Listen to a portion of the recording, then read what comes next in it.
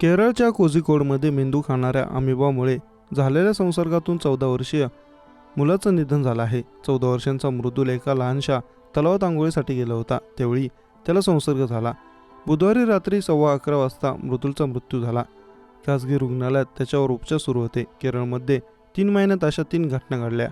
त्यामुळे आरोग्य विभाग सतर्क झाला आहे. याआधी 2017 आणि 2023 मध्ये अल्पुझा जिल्ह्यात मेंदू खाणाऱ्या अमिबामुळे मृत्यू झाल्याचे प्रकार घडले होते. मुलाच्या मेंदूत अमिबिक मेनिंगोएन्सेफलायटिस संसर्गानं प्रवेश केला होता. त्यामुळे त्याचा अंत झाला आहे.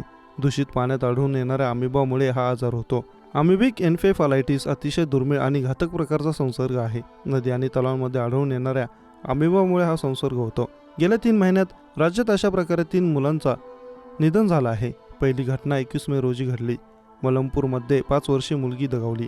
दुसरी घटना 25 जूनला घडली. कन्नूरमध्ये 13 वर्षीय मुलीची प्राणज्योत मालवली. समुद्र किनाऱ्याला लागून असलेल्या अल्पुझा जिल्ह्यात 2023 मध्ये एका मुलाचा अमिबिक मेनिंगोएन्सेफलायटिसच्या संसर्गानं निधन झालं होतं. हा मुलगा झऱ्याच्या पाण्यात आंघोळीसाठी गेला होता.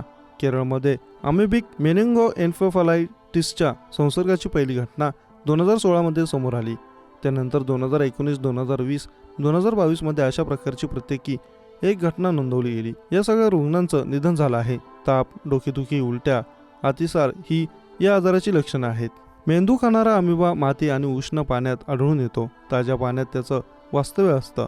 नदी, गरम पाण्याचे झरे, तलावात तो सापडतो. अमिबायुक्त पाणी नाकात गेल्यास धोका वाढतो, कारण नाकातून शिरलेला अमिबा थेट मेंदूपर्यंत जातो आणि संसर्गास सुरुवात होतो.